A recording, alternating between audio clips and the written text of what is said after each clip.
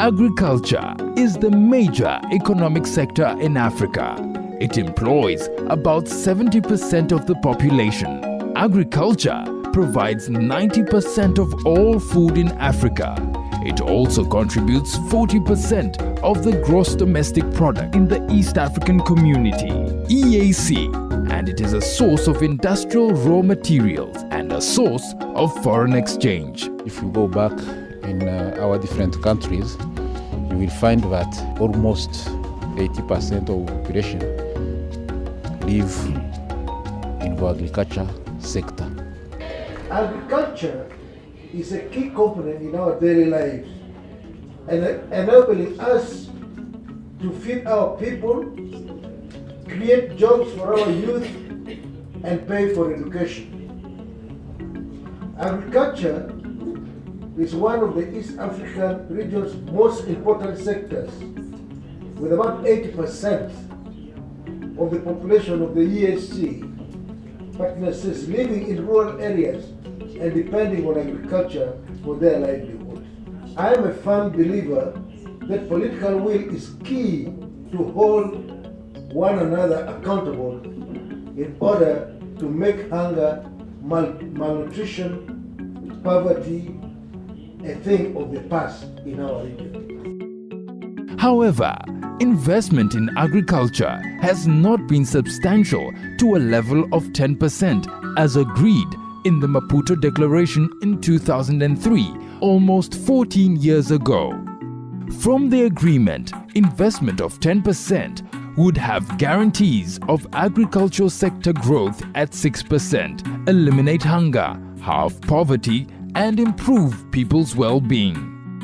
Although agriculture can potentially eradicate poverty 11 times more than oil and gas sectors, and that fruits, vegetables and cereals have been the fastest growing value chain subsectors in the EAC, the level of agricultural funding has yet to catalyze economic transformation due to low value for money, systemic leakages and corruption, and that smallholder crop growers, pastoralists and fisherfolk priorities still do not form the basis for agricultural planning and budgeting.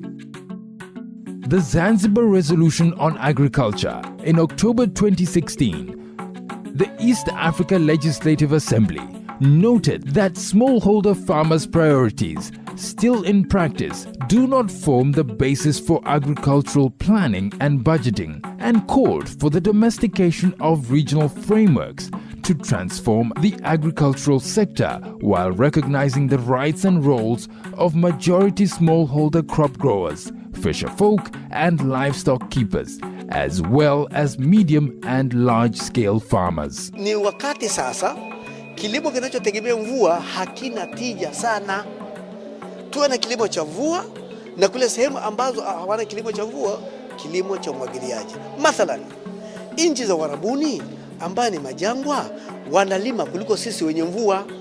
Kwa nini? Kwa sababu wameamua kuwekeza kwenye kilimo, pamoja na kwamba hawana mvua ya kutosha, lakini wameamua kutafuta kilimo cha umwagiliaji, na baada ya kupata yale mazao wameamua sasa kujenga viwanda vya kubadilisha yale mazao ili yaweze kutusaidia katika vitu vya kuuziana sisi wenyewe kwenyewe, lakini kikubwa zaidi wametengeneza ajira ya watu wao. Hata zile nchi ambazo zina mafuta mengi nao wamekwenda kwenye kilimo, kwa sababu mafuta hayaajiri watu wengi kama kilimo.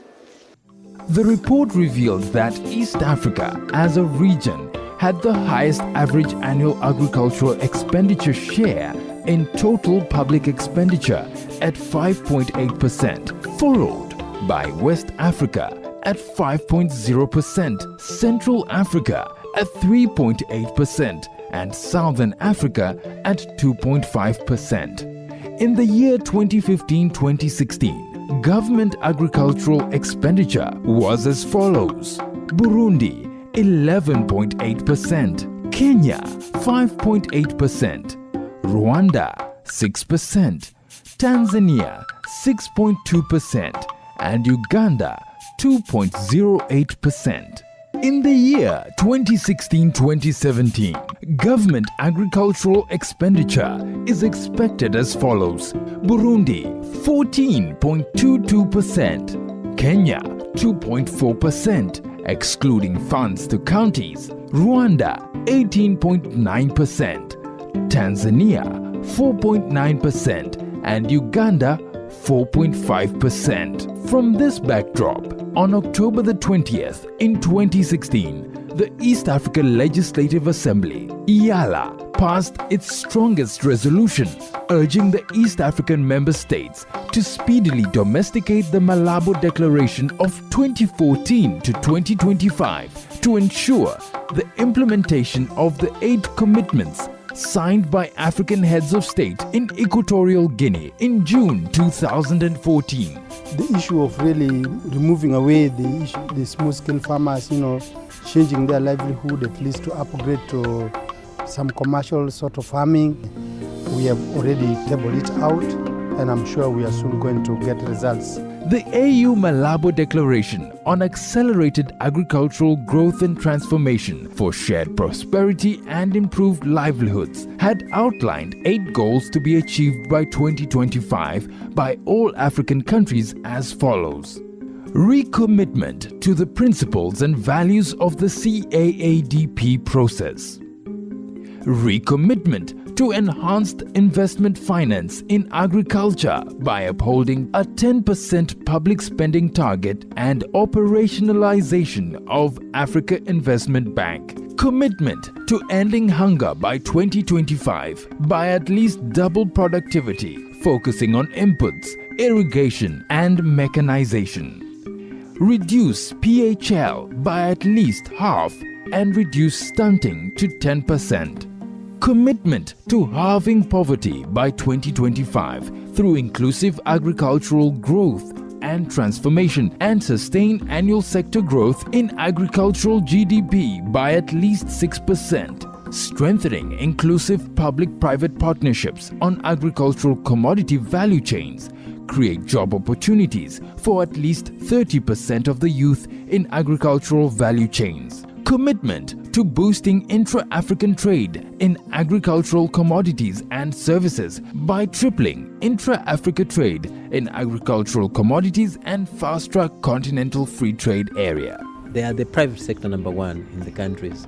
So let them also enjoy the freedom of selling whatever they want to sell, because they have produced and they have the right to access better markets. Commitment to enhancing resilience in livelihoods and production systems to climate variability and other shocks. Commitment to mutual accountability to actions and results. What needs to happen is that all of those frameworks need to be harmonized and aligned to ensure that we are able to track the indicators that relate to poverty reduction, food security, and ensuring that there is a level of economic growth in the agriculture sector, and for those that are working in the agriculture sector, that is mostly the smallholder farmers.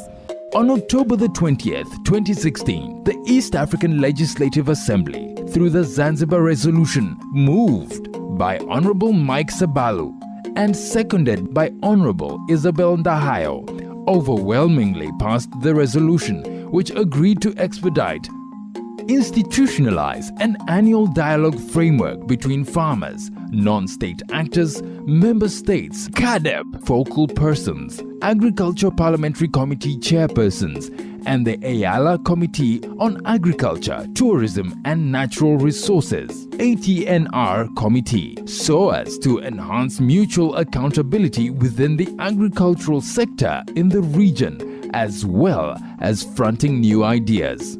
To allocate budgets to agriculture that reach the Malabo Declaration target at least 10% annually, or at least progressively. The main focus should be on financing smallholder-centered programs like extension services, research, input support, improving access to finance and markets, and to focus on efficient utilization of budget allocations and to increase competitiveness in agriculture through investing in agri-industries, appropriate infrastructure, energy, water, roads, and access to market for smallholders.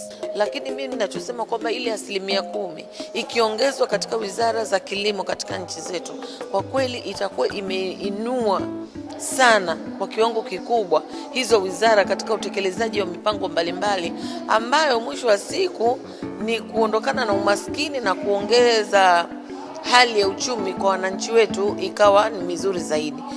Mkazo wa hii bajeti uwekwe zaidi kwa wakulima wadogo na wakati, kwa sababu wakulima wadogo kama tunavyojua ndio wengi, na ndio wengi wana kipato cha chini, na ndio wengi wanategemea kilimo katika maisha yao ya kila siku. Imechangia kuhusu kuhusisha wanawake na vijana kwenye sekta ya kilimo, ndio tunachangia kule ndani.